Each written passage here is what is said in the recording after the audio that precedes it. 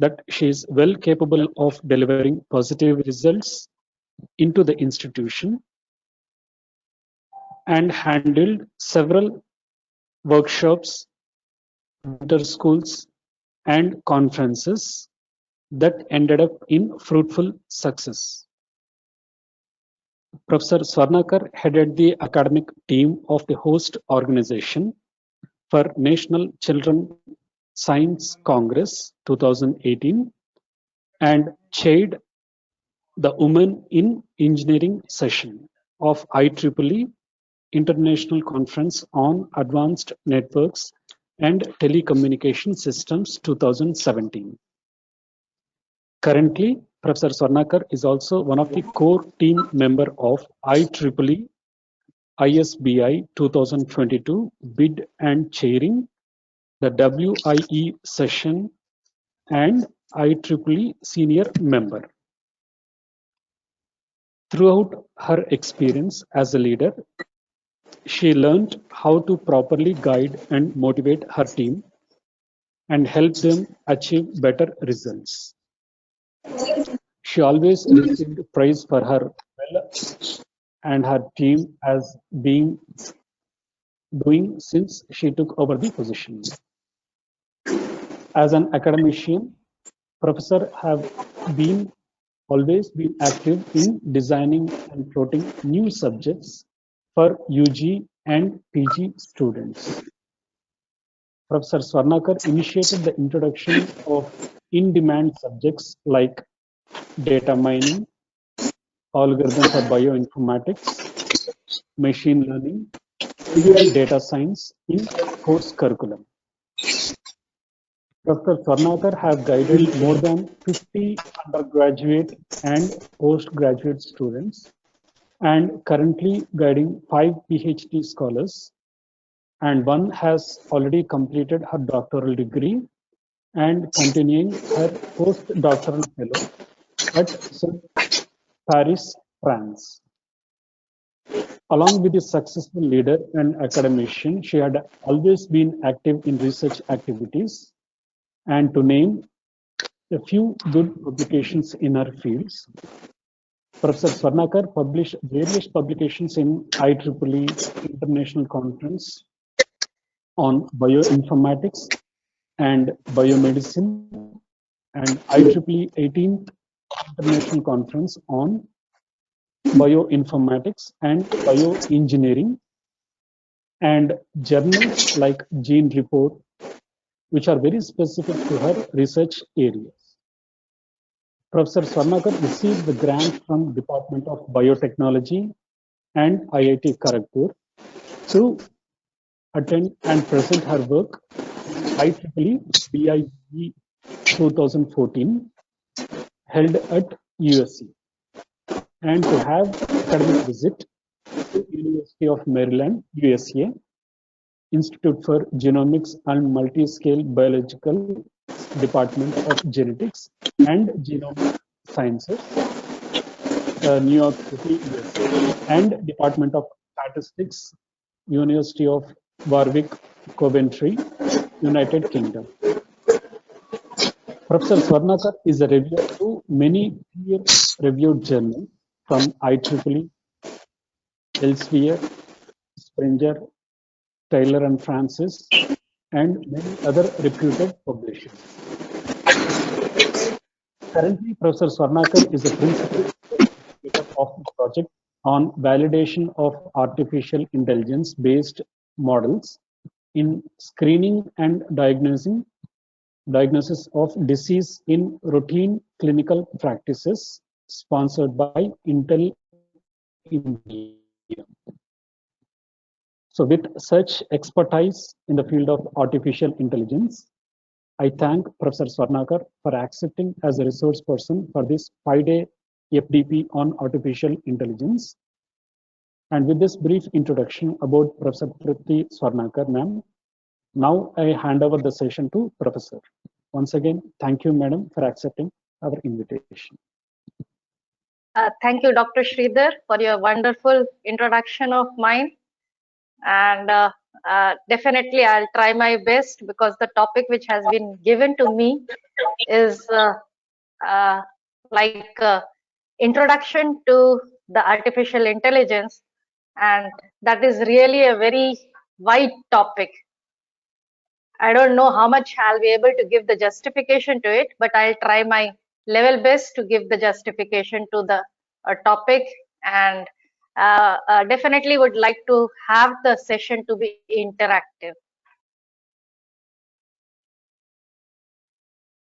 Can you see my screen, sir? Is my screen visible, sir? Is visible, ma'am, and even the voice is also audible, ma'am. Yeah. So my sincere thanks to the G. Pullareddy Institute for inviting me as one of the person for this wonderful FDP on artificial intelligence. And with this, even I would like to thanks head of the department, Sir Kashi Vishwanath, sir, for giving me the opportunity for this one. And I welcome all the participants. And as I told, definitely my main motive will to make the session interactive. And as I told you that it's a very broad topic, artificial intelligence nowadays. In every field, we can hear this particular word, that is your artificial intelligence. So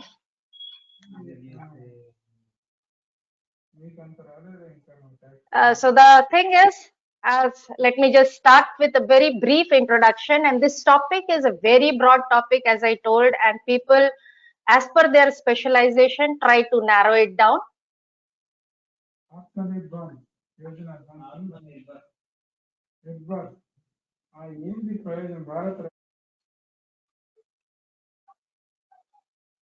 Hello. Yeah. Yes. So Yes, let madam, us you're start audible. with let us start with some definitions of AI, which normally comes to our mind. Like, is it the artificial intelligence, the study of how to make the programs or computers to do things that people do better? Because normally when we talk about intelligence, the first thing comes in our picture or in our mind is the human being. So that is, maybe that is one of the definition, the study of how to make programs or computers do things that people do better. Or is it the study of how to make computers solve problems which require knowledge and intelligence? Because all of us, most of the participants, I feel, maybe from the computer science background or maybe from the electrical sciences background, we are very much converged with what we call the algorithms. So are the algorithm analysis and design, which we have read as one of our core subject, is it something related with the AI? Is it so? These are certain questions which comes in our mind. So is it to the study how to make computers solve problems which require knowledge and intelligence? The existing new efforts to make computer think, machines with mind. So when we talk about the intelligence, first thing which comes in our mind is a human being. And second thing, we call the human being intelligent because we are having mind. Okay. Even other living beings also, if you will see, they are intelligent because they are having mind. So the next question comes, is it AI is a machine with mind? The automation of activities that we associate with human thinking. So when we talk about artificial intelligence, it is something we try to solve the problems which are associated with how we think, and then we take the decision. That is the reason the broad words like decision making, learning, all these things comes. So in the inaugural session, I was just hearing Dr. Reddy over there, and he was speaking about these things. That is it something related with human thinking? Is it something related with decision making? Is it something related with learning? Is it the art of creating machines that perform functions that require intelligence when performed by people? So simply like even when we are putting some object from one place to another, don't we think that we apply intelligence? We always look for a place where that particular object can be placed. You do not just randomly keep it. So that is also, maybe it is a small intelligence, but that is an intelligence. So is it something like that? Is it the study of mental faculties through the use of computational models? Is it something where basically the performance depends on our mental state? The field of study that seeks to explain and emulate intelligent behavior in terms of computational process. It is the branch of computer science that is concerned with the automation of intelligent behavior. So these are certain broad definitions, and slowly, if you see, I'll try to boil down to a specific thing where we can accumulate everything of this, and we can say this is what is your AI is. So what is artificial intelligence? AI as a field of study, it is basically computer science. It includes cognitive science. It includes psychology. It includes philosophy. It includes linguistic, and it includes neuroscience. That is the reason initially I told AI is a very broad topic. It's something, it's not possible to cover the AI maybe in one particular session, or even if we are putting it as a course to our undergraduate or postgraduate students, it's not possible to cover the AI as a whole. So normally when we talk about AI needs to be either uh, taught in a breadth wise, or it can be in a narrow direction. This I am speaking because definitely FDPs we are conducting because these are certain topics which have been asked to include in the regular curriculum of our undergraduate courses. So definitely almost all of us as a faculty want ourselves to get introduced with the subject so that we can be able to teach our students.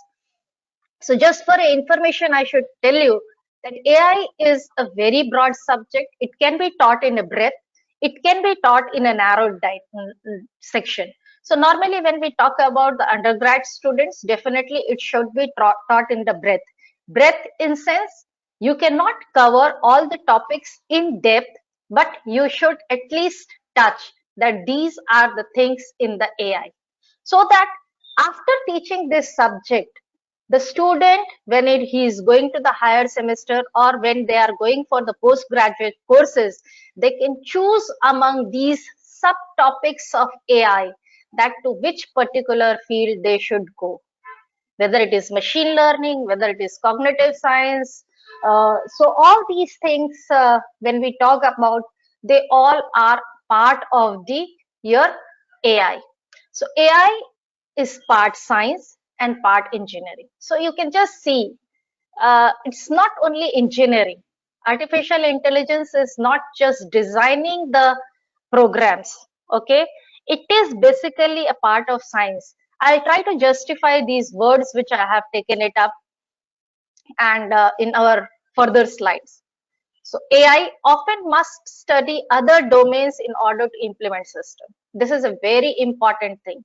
When we are talking about AI, and as Dr. Sridhar, while introducing me, he told that I love to work in multidisciplinary environment. The reason is I am a person who works with the biological problems, something related with the medical science. So as an engineer, definitely sometimes the logic which we give as an engineer may not work completely correct. There we need the domain experts, and hope you all agree that always just applying the logic is not correct. Sometimes you need to change the final result of the logic depending on the situation, and that is what is expected when we talk about the AI. So AI normally in the old traditional books, if you will see, that was all about the logic, but AI is not confined to the logic. AI is something where you have to give intelligence to the system. So AI often must study other domains in order to implement systems. Example, medicine and medical practices for a medical diagnostic system, engineering and chemistry to monitor a chemical processing plants. So wherever you are applying the AI is not confined to the computer science. It can be applied to almost all domains. So nowadays, if you see everywhere there is a AI. Even when we go to the supermarket, we stand in front of the gate and the gate opens. Is it not a part of the AI? But another tragedy is that we think of, can we have automatic door opening once we stand in front of it? When it was not being solved, it was a problem of AI. But when the solution comes, we forget that there is an AI. AI always look for some new problem. Okay, so that is what is the beauty of AI. So AI is a belief that the brain is a form of biological computer and that the mind is computational. Yes. So brain is basically what? If brain is not there, none of our body part is going to work. So that is what we want the machine to have. Okay. And we want the machine to use the mind to do the computation. So AI has had a concrete impact on society, but unlike other areas of computer science, the impact is often felt only tangentially. That is, people are not aware that the system X has AI. Maybe we are aware because we are knowing the term AI, being the computer science people, being the electrical sciences people, we know about AI. But in general, now if you see everywhere AI is there and people are not aware of that. So this is really a peak time, and our government of India is nowadays putting a lot of effort in making people aware of artificial intelligence. In each and every field, if you will see, there comes a word AI. So felt years after the initial investment in the technology. So AI is basically very old. It initially came in 40s, but if you see, it has again come back nowadays when we are in 20s. Okay. So is there a holistic definition for intelligence? So now when we talk about artificial intelligence, the first thing we should understand is what do we mean by intelligence? Okay. So let us see few of the definitions. Maybe if I will also ask you people, everyone will you give your own way of what the intelligence is. So maybe those views has been collected and these definitions has come out that here are some definitions. It is the ability to comprehend, to understand and profit from experience. Hope you all agree. Intelligence is the ability to comprehend, to understand and profit from experience. If you are not gaining from your experience and repeatedly if same thing you are telling, or maybe if for example you have started driving a car and similar accident every time when you do the driving you are making, do you feel that is intelligence? No, we are not applying our intelligence. So it should be from the experience, our learning or our way of handling the thing should change. So a general mental capability that involves the ability to reason, plan, solve problems, think abstractly, comprehend ideas and language, and learn. That is, maybe it's a intelligence. Fine. So everyone definitely will tell these words. So intelligence is effectively perceiving, interpreting, and responding to the environment. Whatever we see in the environment, properly taking it as an input, properly interpreting it or making a computation of it, and responding back to the environment is intelligent. And that normally it happens we say very intelligently he has handled the situation. So what is that? That is something, the intelligence. So let us try to gather all these words and give some general idea about what the intelligence is. So none of these tells us what intelligence is. So instead, maybe we can enumerate a list of elements that an intelligence must be able to perform. So everyone has got their own definition of intelligence. So those definitions I have tried to take it up together over here.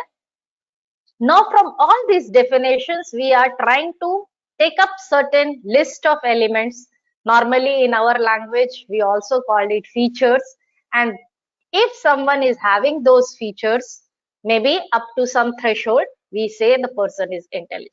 So it is perceive, reason and infer, solve problems, learn and adapt, apply common sense, apply analogy, recall, apply intuition, reach emotional states, achieve self-awareness. So these are the certain words, if you will combine together, they all, we can define it as intelligence.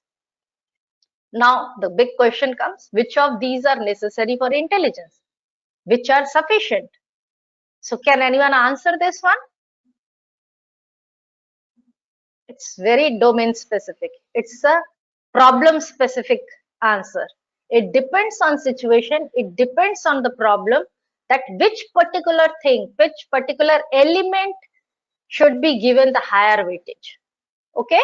Accordingly, you can define the intelligence. So obvious questions now comes about the artificial intelligence. Are the artificial intelligence programs that behave externally like humans?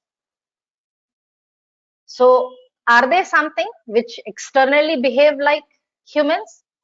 Are the AI the programs that operate internally as humans do without bothering externally how you are doing it? Computational system that behaves intelligently, maybe depending on the situations. If the machine is able to change its output, maybe that we can call it as AI, or something rational behavior. Rational behavior means something depending on the situation, if you are able to give the most suitable or optimal solution, that is what we call the rational behavior. It should not behave randomly. Okay, so that is, these are the obvious questions when we talk about what is AI, what is artificial intelligence. So a great personality, hope all of you have at least heard his name, because almost all of you may be from the computer science background. Fine, so that is Alan Turing. He is the person in 40s. He said that in order, means maybe he has given the initial definition of AI. So you can just understand how old the AI is. Maybe that time we thought of all these things as a fictions, but slowly and slowly we are seeing those things are coming up in reality. So he defined that human beings are intelligent. Yes, we all agree for that. So then he told, to be called intelligent, a machine must produce responses that are indistinguishable from those of a human.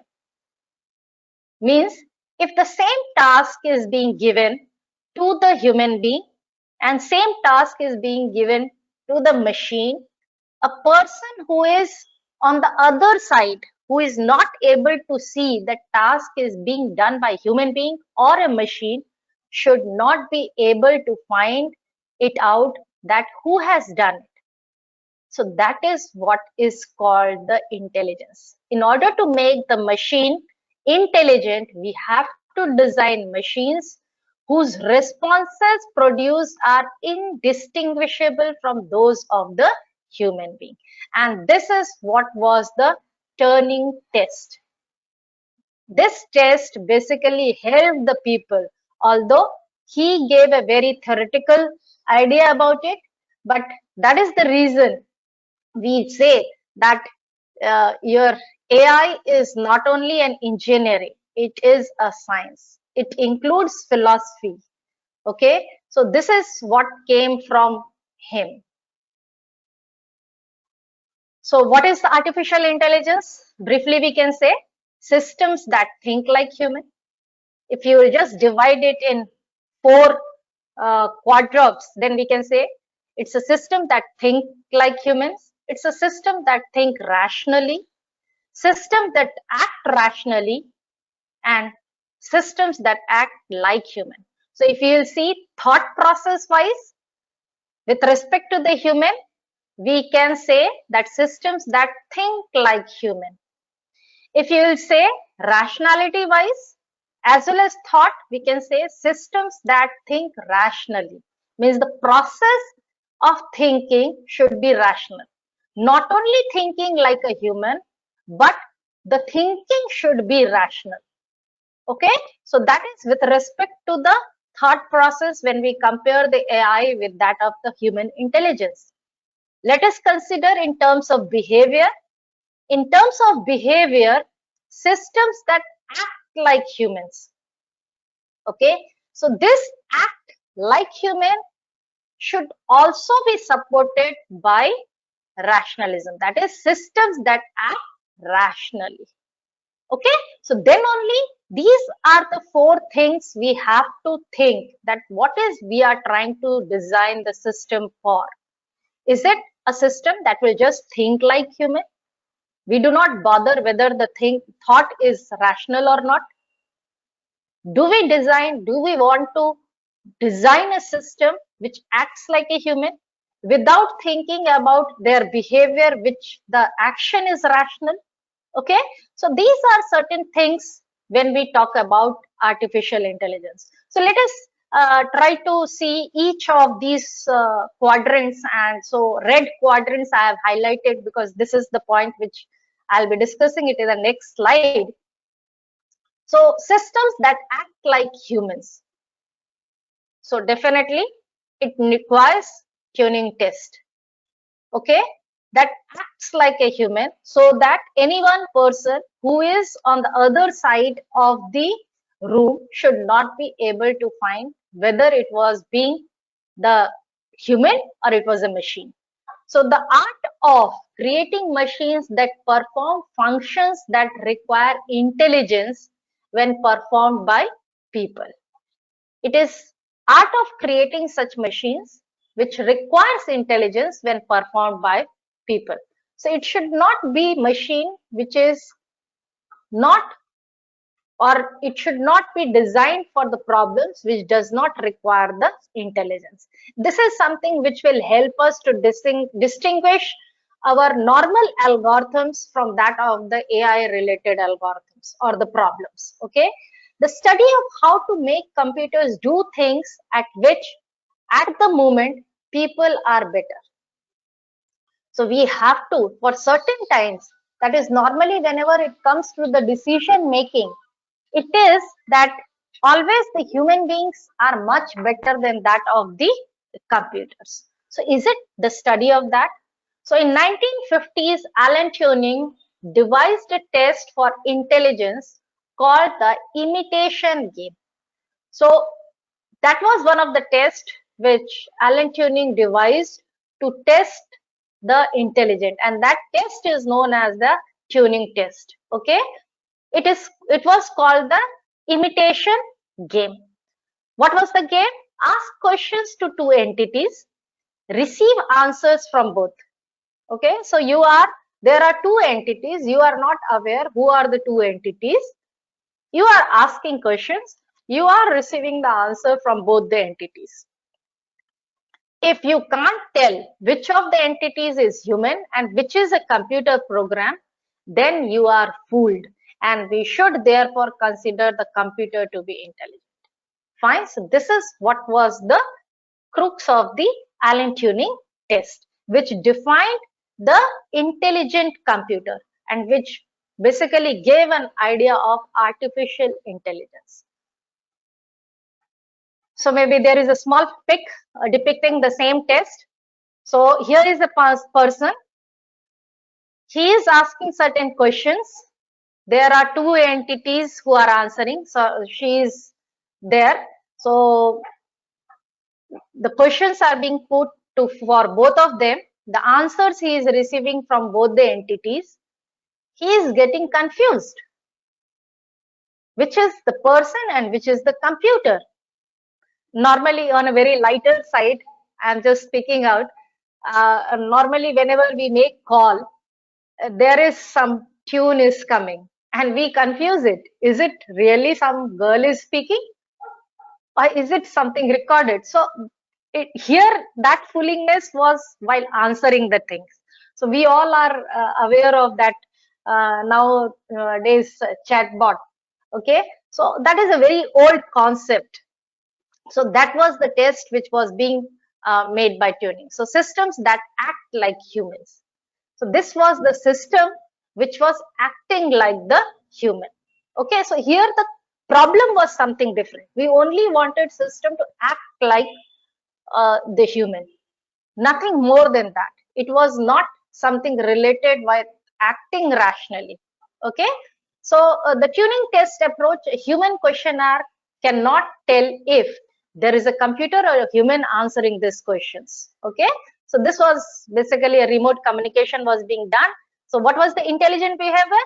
To achieve human level performance in all cognitive tasks. Cognitive we will be seeing. So when we talk about cognitive tasks, it includes natural language processing. For communication with human, it includes knowledge representation to store information effectively and efficiently. So for all the cognitive tasks, to achieve the human level performance is basically intelligent behavior.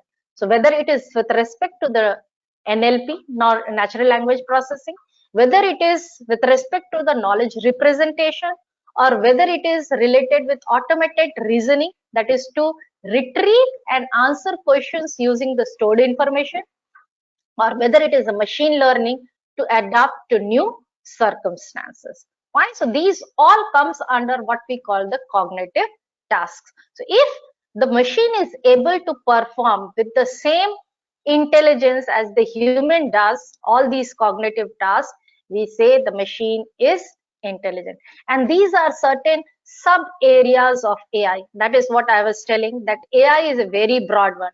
Depending on your own expertise in specific domain, we try to go in deeper, whether it is related with machine learning, whether it is related with your knowledge representation or knowledge discovery, whatever we say, natural language processing. These all are the pattern classification. These all are basically computer vision. They all are the subfield of your AIs. So AI is a very broad umbrella, which includes all these fields. So total tuning test, it also includes two more issues, not only the cognitive task, it also includes what just now as I told, computer vision to perceive objects by seeing, and another one is robotics to move objects by acting. Okay, so when we talk about AI or the cognitive task, it's not only these four which I have listed, it also includes other two tuning tests which are on computer vision or whether it is on the robotics. So now let us see. So first thing we saw is the system that acts like humans. Now let us have detail about systems that think like humans. So when we talk about thought process and the human being, so let us see this one. So systems that think like humans, that is cognitive modeling. Okay, humans as observed from inside. So how do we know how humans think? This is a big question. That is the reason it is not only engineering, it is also what we say the science is there. Fine. So we can say introspection versus psychological experiment. In order to understand how humans think given a problem, you should understand the human psychology. Okay?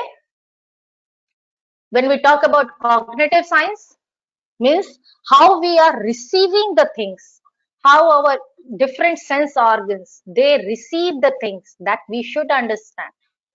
The existing new efforts to make computers think, machines with minds in the full and literal sense.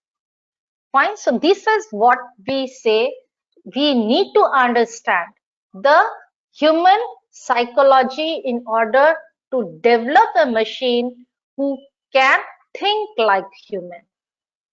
The automation of activities that we associate with human thinking, activities such as decision making, problem solving, learning, they all come under what the category of the problems which AI can solve is think like human, that is cognitive modeling.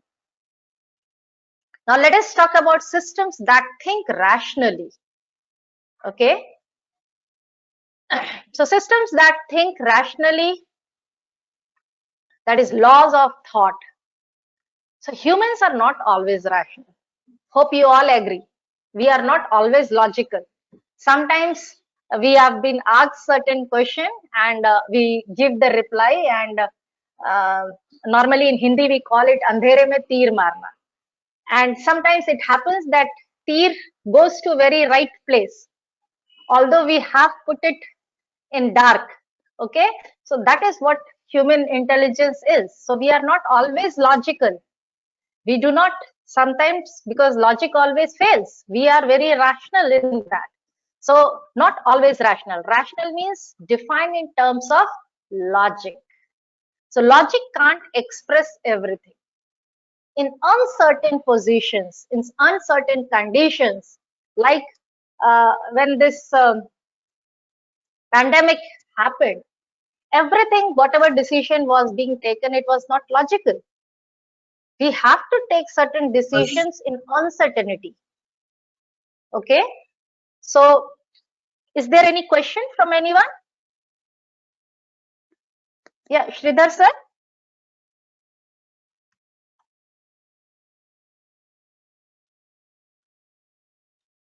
Okay, I'll progress. Maybe in the last few minutes, we can entertain the questions. So logic can't express everything. Example, uncertainty. Logical approach is often not feasible in terms of computational time. It needs guidance. Sometimes that is the reason every problem is cannot be solved with a supervised learning. Sometimes it is unsupervised. Okay, and when we talk about logic, we need some supervised things, some standard things. So the study of mental facilities through the use of computational model, and we will see these big names which I am writing when I'll be showing the history of the AI, that how these people have contributed in the development of the AI. It is the study of the computations that make it possible to perceive, reason, and act. Okay. So now the last one comes, systems that act rationally. So we can say that AI are the systems that act rationally. Okay. So let us have the definition of that. Systems that act rationally, rational agents. Rational behavior is doing the right thing. Okay. Rational behavior means doing the right thing. The right thing is that which is expected to maximize goal achievement given the available information. So with whatever informations you are available with, if you are able to maximize your result means the goal for which you have been asked to give the answer, that is what we call the right thing. So doing the right thing is rational behavior. So AI can be designing a machine which is rational in behavior, which is going to give us the optimal solution. Giving answer to questions is acting. So I don't care whether a system replicates human thought process, makes the same decision as human, use purely logical reasoning. What my thing is, I want the system to behave rationally. So when you are developing the AI, you can ask yourself what type of system you want. Do you want a system who acts like human, who thinks like human, or do you want a system who is rational or who behaves rationally? Okay, so these are certain questions you have to ask when you are designing the AI model, and this answers will only be there if you have got a good knowledge of the domain for which you are going to design the AI model. So systems that act rationally. So definitely when we talk about rationality, it is something, the logic will come into the picture. Logic, only part of a rational agent, not all of rationality. Definitely logic will be applied.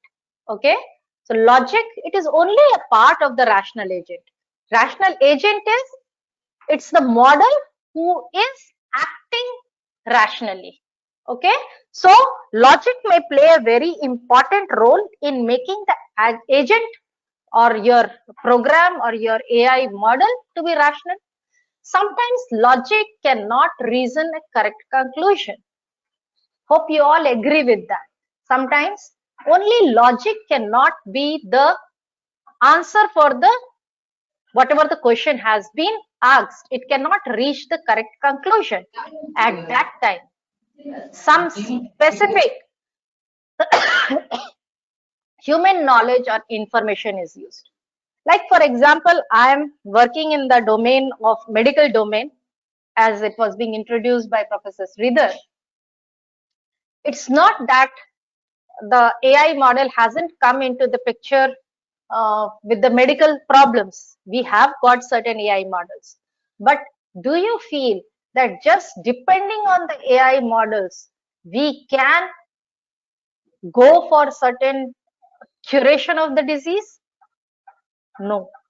Finally, what it is, it may be the AI model will act as an assist to the doctors, but final, the human knowledge, human intelligence is going to play the final role.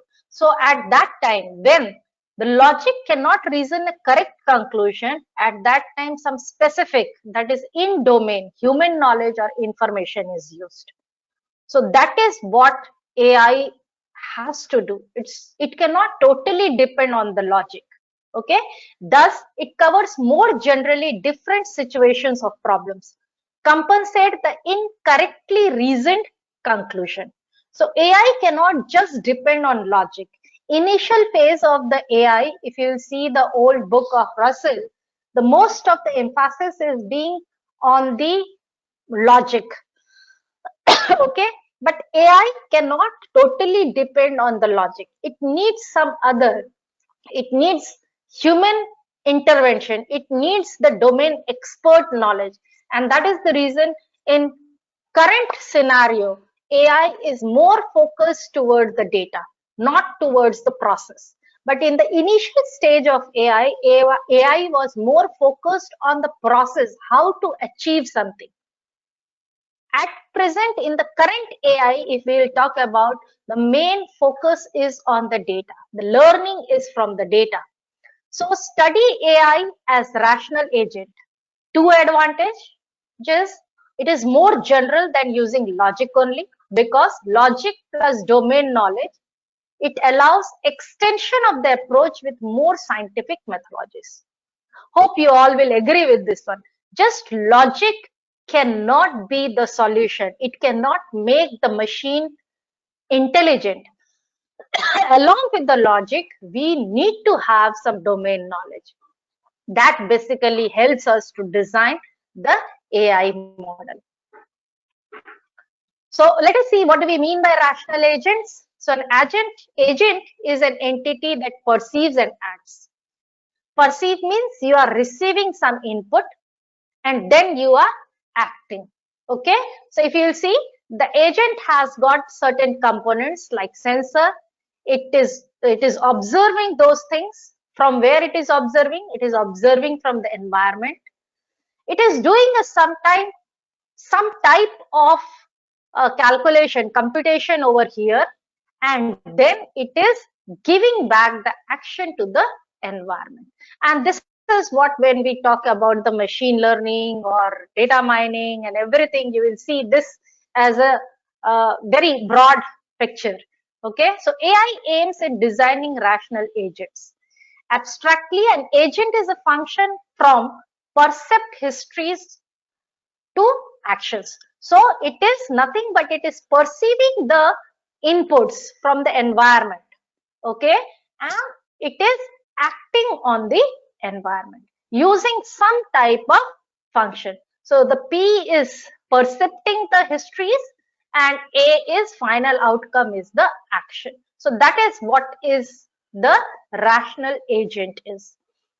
So for any given class of environments and tasks, we seek the agent or class of agents with the best performance. So there can be different agents, but we need the best of that.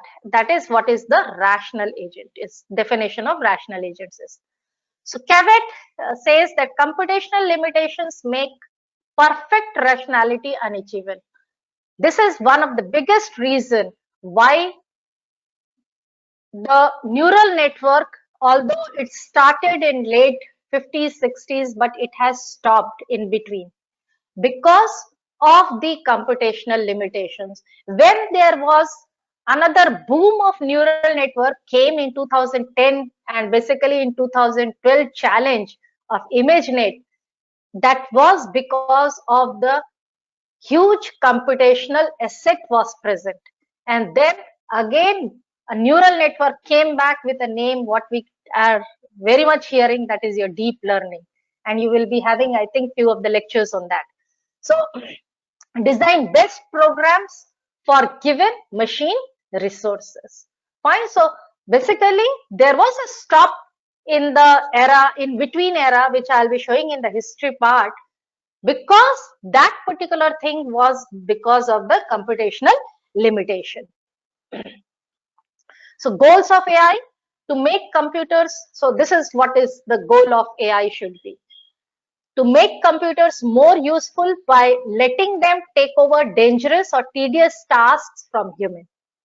So initially, the AI was being designed for the defense purpose. It started with that of the in the beginning years for modeling certain things for the defense purpose, and where there were initially there were human computers.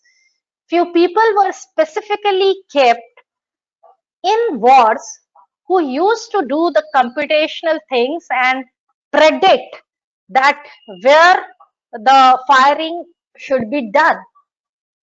Fine. There, when this was being done by the humans, it nearly took 10 to 12 days.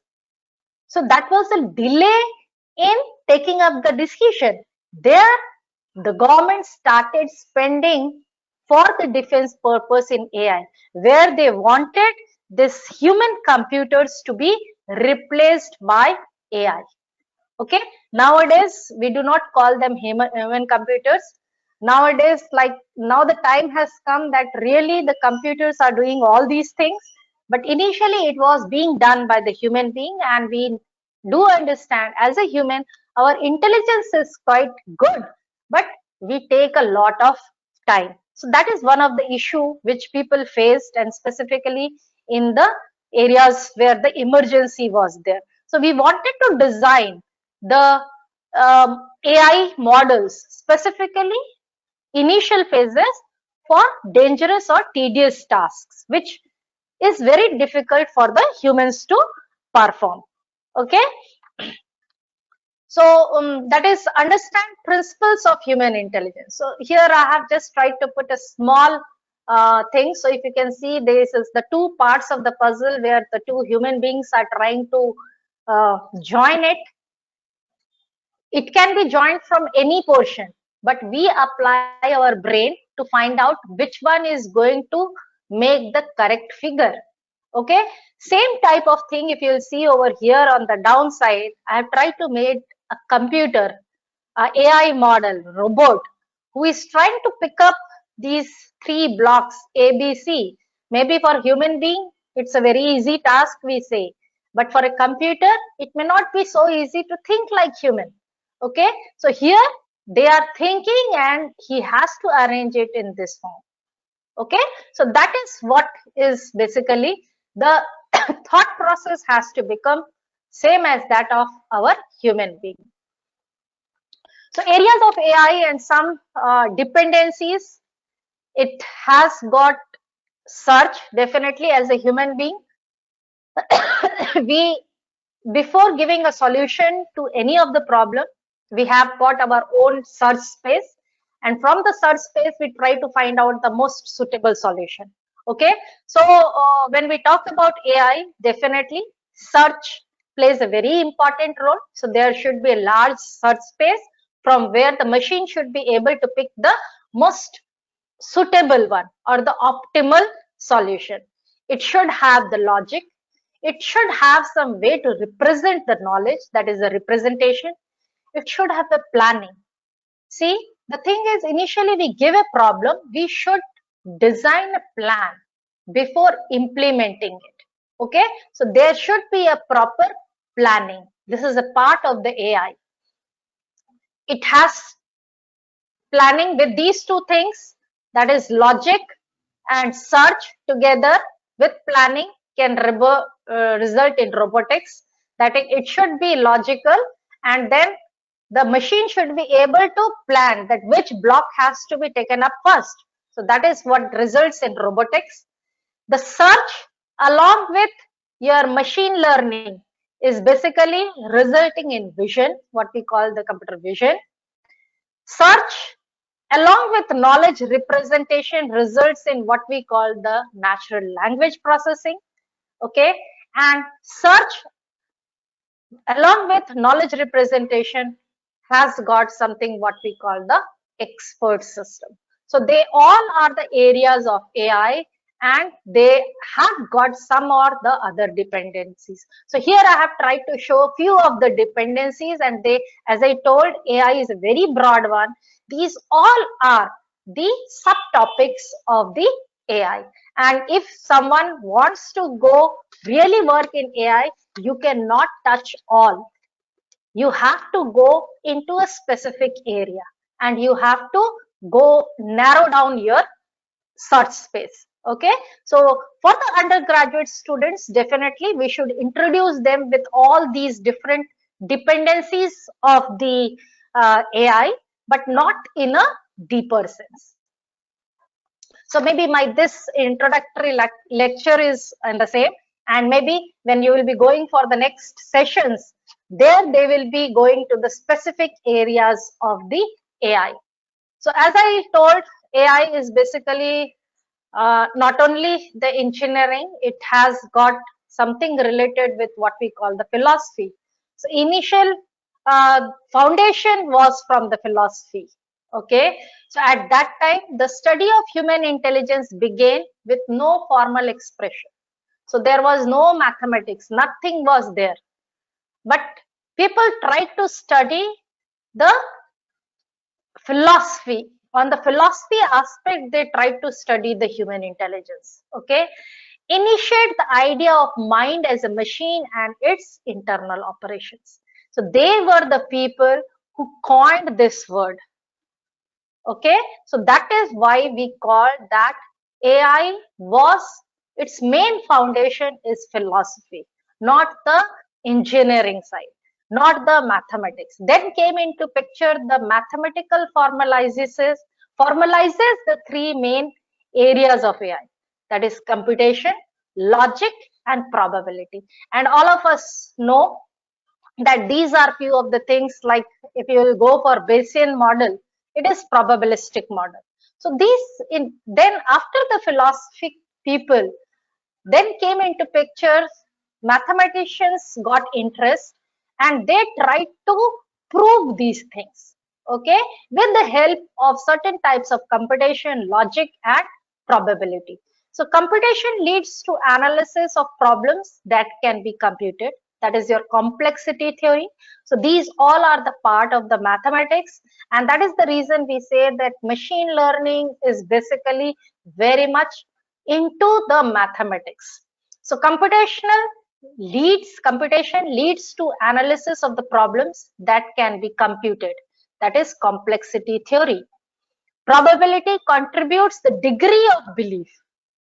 So this was analyzing the problem that can be computed, because we all understand that when we talk about algorithm analysis and design, we have got two types of problems. What we call the P, and another is the NP class of problems. So that is what was very important to understand, the complexity of these problems. Then it came the degree of belief, how much correct these things are. So probability contributes the degree of belief to handle uncertainty in AI. So if I am saying something, this is the decision taken by the machine, to what level the machine is correct, to what degree of this we can believe that we can rely on the machine. And there came into picture what we call the t-test and all those things, concepts are there which gave those all responses. Okay, then came decision theory, combines probability theory and utility theory, where came into the picture what we call the bars. So different types of the your AI models, and currently whatever we use, the decision tree and the support vector machines and all those things came into the picture. Then comes the human psychology. How do human thinks and act? So it's not only philosophy of thinking, that how human being thinks, but it is a study of human psychology. How do human think and act? The study of human reasoning and acting, because unless and until we do not understand how we as a human being, how our brain is working, we cannot make the machine intelligent. So that is what is your psychology. So it includes the psychology, study of psychology, provides reasoning models for AI. Fine. So that study of psychology, so you can just imagine that AI is not only the contribution of the engineers or the computer science people, it is basically many people have contributed to the field of AI. Strengthen the ideas. Humans and other animals can be considered as information processing machines. So what we can do is, we can think of these humans and other animals as they are the information processing machine. Something is going inside. We should try to understand what is going and how they are acting.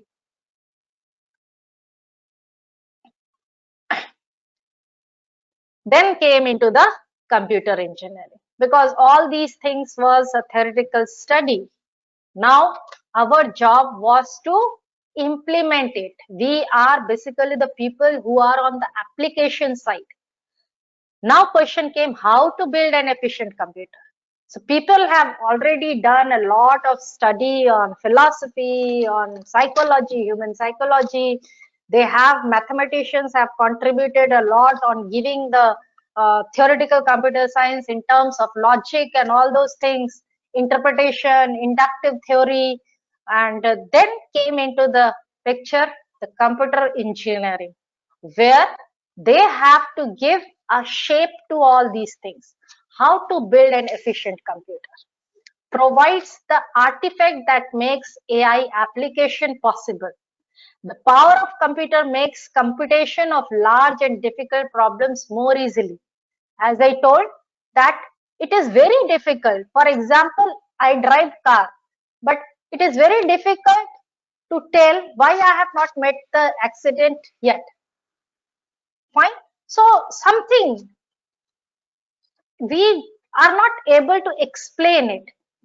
So the power of computers make computation of large and difficult problems more easily. Nowadays, driverless car is coming. So definitely some data has been collected. Something has been perceived by the system. Using that perception, now people are trying to make the cars with minimal accident, with a maximum output.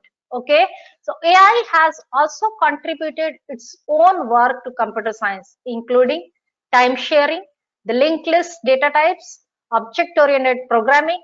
These all were required because we all understand as a computer science people that efficient use of the memory storage is very much required in order to reduce the time complexity.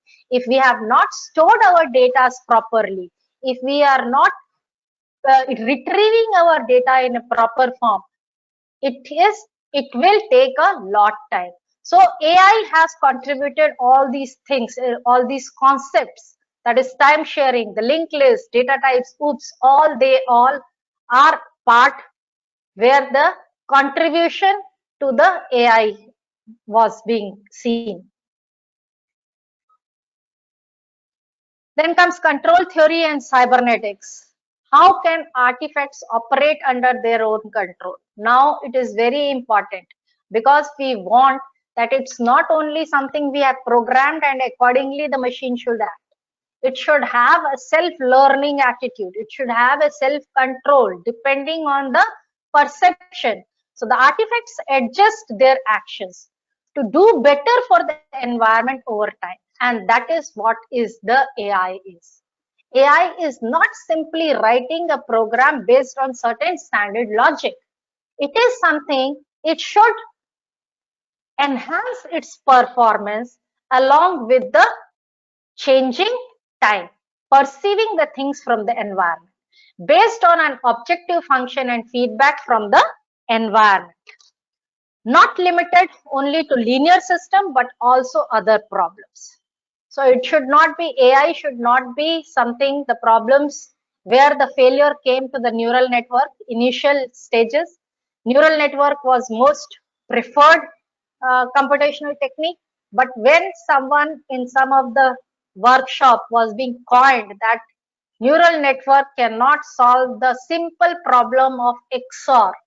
And why it cannot solve? Because XOR is non-linear problem.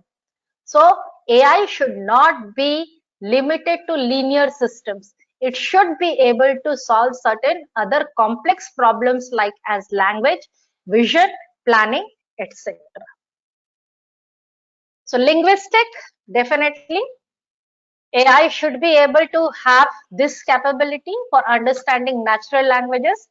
Different approaches has been adopted from the linguistic work, formal languages, syntactic and semantic analysis, knowledge representations. The main topics in AI, as I told, it is artificial intelligence can be considered under number of headings like search theory. Definitely when we are playing chess, what is the concept is? It is basically there is a big search space is there. We have to decide among all the possible moves which one is the best move. So that is what is search based. So it can be considered under many topics like search. If you will look for the search, it includes game playing, representing knowledge and reasoning with it, planning, learning, that is knowledge representation like data mining and all those things can come under this, pattern recognitions, planning, learning, planning is like robotics, learning, machine learning, natural language processing, expert systems, interacting with the environment where the computer vision, speech recognition, robotics, all these things comes into the picture. So it can be seen, the AI can be visualized. As I told, when you are trying to narrow it down, you have to choose one of this specific topic and you cannot think, maybe you can think of applying one of the thing to the other problem, but you have to become the expert in a specific area. So when we talk about search, It is a fundamental technique of AI. Possible answers, decisions, or courses of actions are structured into an abstract space, which we then search. The search can be of two types, blind or uninformed. So when we say blind search, it is we move through the space without worrying about what is coming next, but recognizing the answer if we see it. That is the blind search. Informed search is, so maybe the unsupervised learning is a type of blind search. Informed is something like a supervised learning. We guess what is ahead and use that information to decide whether to look next. So we may want to search for the first answer that satisfies our goal, or we may want to keep searching until we find the best answer. So search stopping criteria can be either once you get the first satisfactory answer, or you can go on searching till you find that it is one of the best answer. Knowledge representation and reasoning, the second most important concept in AI. If we are going to act rationally in our environment, then we must have some way of describing that environment and drawing inference from that representation. Okay, so that is very important.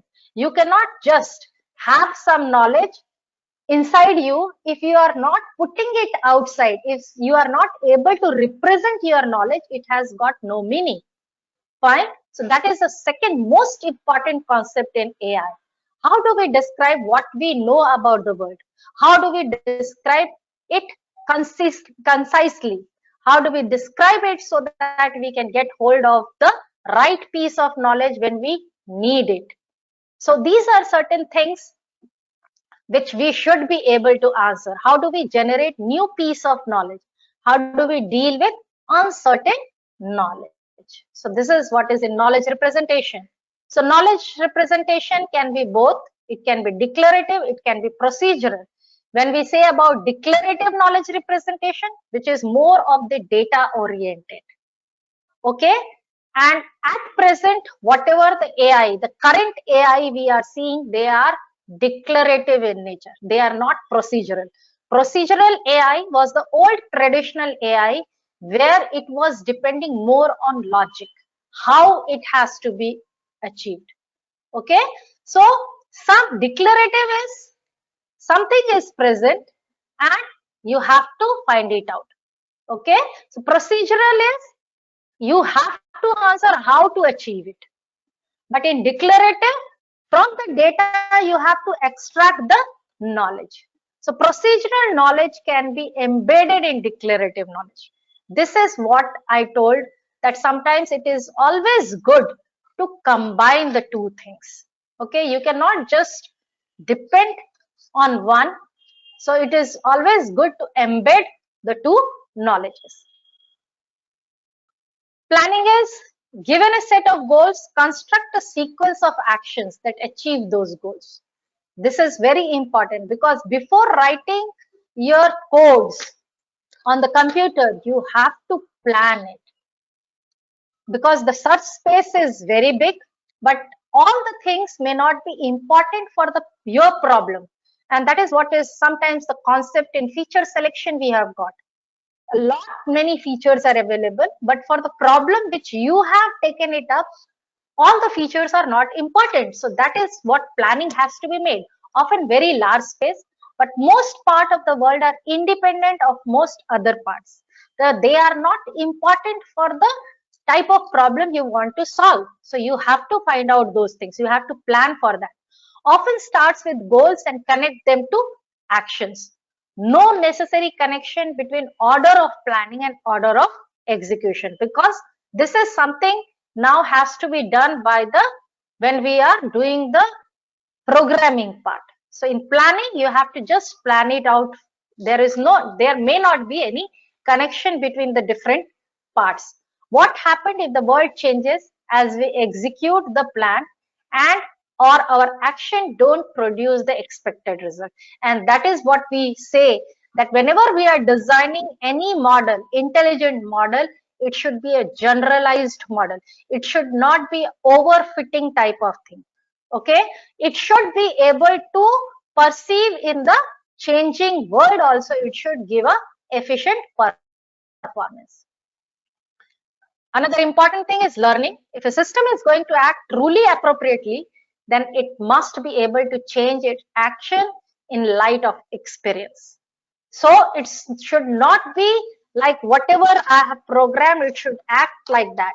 It should be able to change with the changing environment. How do we generate new facts from old? How do we generate new concepts? How do we learn to distinguish different situations in new environment? And that is something a very good quality human being have got. That is what we call the adaptability. Okay, so we are very good in that, and that is what has to come into the machines to make the machines intelligent. Interacting with environment. In order to enable intelligence behavior, we will have to interact with the environment.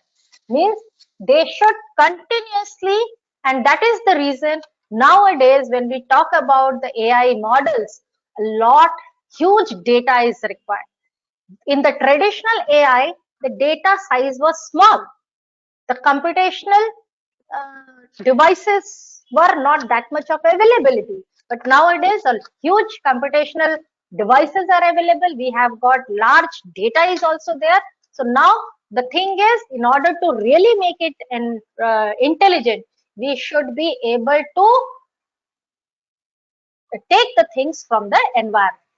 Properly intelligent system may be expected to accept sensory input like vision, sound, etc. Interact with humans, that is, it should understand the language, recognize speech, generate text, speech and graphics, etc. Modify the environment like what the robotics does.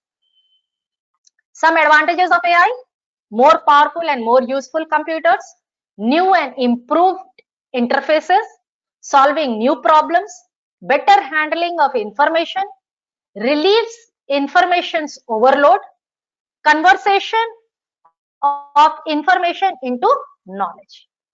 But everything, when we talk about advantages, they are linked with the disadvantages. Then only the research will come into the picture. So what are the disadvantages? Increased cost, difficulty with software development, slow and expensive, few experienced programmers, and this is the reason now AICTE has told that it should come to our regular curriculum. AI should be one of the subject which need to be offered in the undergraduate level, because now it's a huge demand is there about the people who are knowing the AI. Few practical products have reached the market as yet. Yes, because it's not so easy to design such a model. That is the reason only still a lot work is required in the field of AI. Many things are there which are not being embedded with the AI features. Fashion in AI, as I told, progress goes in stages following funding booms and crises. So AI also has seen it was progressing a lot. Then it also has seen the crisis. Some examples are, as I told, it started in late 50s, 40s, machine translation of language, syntactic translators. So a lot of funding specifically by US Defense was being done for the AI. Then there were commercial translators available. Then there was also a period when neural network came into the picture. First AI work by McCullers and Pitts. Those who are knowing the neural network, they might have heard this name. He is called the father of a neural network. Then it came Minsky's book, who has put up that perceptrons, because McCullers and Pitts, they gave the initial idea of perceptrons. He basically is the person who told these perceptrons cannot solve even a simple problem like XOR. There came into neural network was completely out of the market. Then again, a rediscovery of solution leads to massive growth in neural net research in 1986. When the new models like Adeline and all those things came into the backpropagation, they came into the picture. Okay. And these all things happened because one thing is being told, that the people who work in AI, they claim a lot. Okay, as I told, they do not bother much about the logic. They are the people who claim, yes, we can design the machine for this work. So the lesson from the history of AI, I'll be just showing one of the very good paper on the history of AI. The lesson was, don't claim too much for your discipline. And that is what the AI people did. And that was one of the reason that it is being called winter, first and second winter of AI, where the AI was totally down. So there are two basic fields of AI, symbolic and sub-symbolic. Symbolic AI, as I told, they are much more concerned about the logic and all those things. So symbolic AI is concerned with describing and manipulating our knowledge of the world as explicit symbols, where these symbols have clear relationship to entities in the real world. So that was a period of symbolic AI. Current period of AI is sub-symbolic. It is more of the other methods, is more concerned with obtaining the correct response to an input stimulus without looking inside the box. And neural network, one of the reason of failing was the becoming a black box also. But now it has come up back as a deep learning concept where people are trying to understand the mathematics in the deep learning to see if parts of the, so these symbolic people bothered a lot about how it will happen, but they sub-symbolic people were more concerned of doing the work without bothering how it has happened. So this is the timeline, if you can see it. So this is connectionalist or your sub-symbolic. So activation model. So this is the paper I was referring, a very recent paper of 2018. It was being published in Neurons Spike Back. Okay, this is evolution of academic influence of connectionist and symbolic approach to AI. So you can just see this was the period where the symbolic AI has totally gone down. This is the period where neural network in the peak. Here in DARPA, here basically the neural network went down, and this is the period again where the sub-symbolic things came back with the concept given by Vapnik regarding the support vector machine, and now it's growing. So even in this period came when we talk about symbolic, Lisp is one of the language being used in old days to write the AI programs. So below shows the different graphs, if you can see that how the symbolic and sub-symbolic things was growing and how it was declining. So here in between there was a growth, but finally the sub-symbolic is in a growing phase nowadays. So maybe in another 2-3 minutes I'll finish up my things. So applications of AI, broad applications, autonomous planning and scheduling of tasks. So I'm just giving you a few pictures. All of you are also aware of it. That is autonomous planning and scheduling. Autonomous rovers, it was one of the first one where the reinforcement learning also came into the picture while designing this one. Anyone interested can go to the specific thing, what we call the history of AI. There this particular thing is being given in detail. Then it has got, and in initial phases, AI was being used specifically for a very complex work. It was not coming to the general public, but slowly, if you will see, it has come to the general public.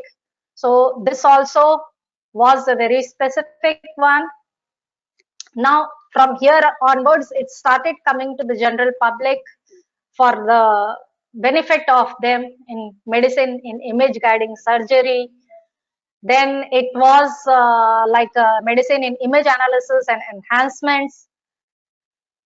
Then in the nowadays, people are a lot talking about the autonomous vehicle control, then pedestrian detection. So now AI is in our normal life, if you can see. So slowly the AI of history, history of AI has entered the normal public. Now people are designing a lot of games being backed up by AI. So this was one of the initial game was being designed where the AI played a very important role. Robotic toys. So southern other applications are bioinformatics, text classifications, video image classification, music composition. So as was being introduced by Dr. Sridhar that I work in the field of bioinformatics and medical image processing. So I would like to just introduce my research team at SOA. So they are my scholars, as he told that 5 scholars are currently working with me, and one of my scholar, Adyasha Pridarshini, she is already passed out and she is a postdoc. She's doing her second postdoc. This is the group of the domain experts as I work in the medical domain. So they are the group of the people as I am a faculty of engineering in the university. Our university is Shiksha Anusandhan. So these are the people, the faculty of medical sciences with whom I work. So very good multidisciplinary environment we have got in our university where the technology meets the biological people. And they are the people who help me to understand the domain knowledge. These are my scholars. Saswati Mahapatra, she works with the omics data, genomics level data.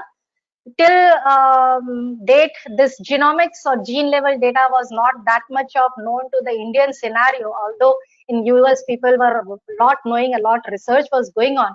But this corona has basically made people aware of what we call the gene sequencing and all those things.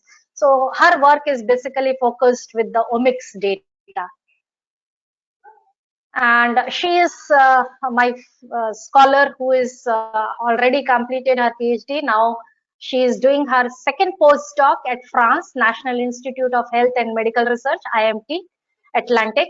Okay, so her work was focused on malaria parasite detection. Her first postdoc also was in the same field, and second postdoc is in the field of robotics for the medical research. They are the other 3 scholars who are working on the mammographic image for breast cancer. She is working on the histopathological images for your oral cancer, and she is working on the endoscopic images for gastrointestinal tract related disease using the deep learning concepts. So now my main focus is on the deep learning implementation for all these things. And the 5th scholar, he has currently entered few months only. So maybe he will be again working on the omics data. This is the project which Dr. Sridhar was speaking about. This is a good collaboration with the industry Intel, with our engineering side and our hospital site. Hospital name is, our hospital, university hospital name is SAM, and the institute name is Institute of Medical Science. Okay, so here many startups along with the big players of medical industry like Philips came into the picture, and we have tried to do the validation of the AI models in the real scenario of the hospital, tertiary hospital setup, and we have tried to optimize those models in terms of quality of AI model, ease of use and productivity, and evaluation of cost factor. So with this, I thank you all for your patience hearing. And Sridhar sir, if there is any question, would love to take over. Yes, ma'am. One of the participant has asked a question: how AI works in robots and the programming language used to implement AI. At present, as I told, initially there was a constraint that only the Lisp was the language which was being used for programming. But now as we have moved to the deductive phase, it's not only, it's not like a language specific nowadays. People at present are using a lot open source like Python. Previously, people were using the MATLAB. MATLAB is also one of the very good choice, but as MATLAB needs licensed things, that's the reason people have moved to the Python, and Python is really playing a very good role in designing all these things. So language is not, now AI is not depending on the language. As I told, now it has become deductive learning. So you are free to use any language. People are also using the R language. So any language with which you are comfortable, you can use it for designing the AI models. Yes, any other query? Hope I am. As of now, no queries from the participants, and just only one query. And Okay. if there is any query from the participant in the next 1 minute, you can speak it out, or else we can conclude the session.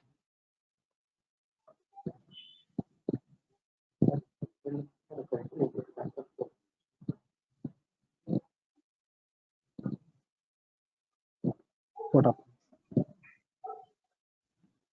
So, I sincerely thank Dr. Trupti Swarnakar Garu for accepting our invitation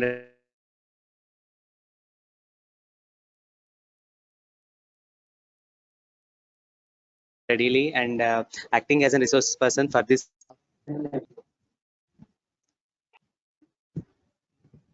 Good afternoon, everyone. I sincerely thank Dr.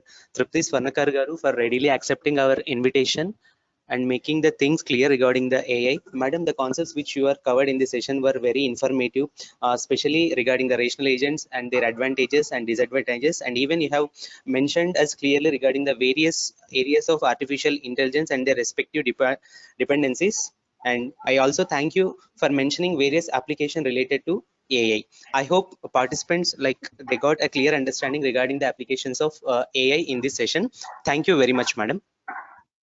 Thank you. Thank you to all participants and the organizers for their patience listening. Thank you. Thank you. Thank you, participants. Your next session will be at 2:30 p.m. So you are requested to join 10 minutes before. Our next session will be by Dr. Sanjay Kumar Panda. Thank you. Thank you, madam. Thank you, sir. Thank you.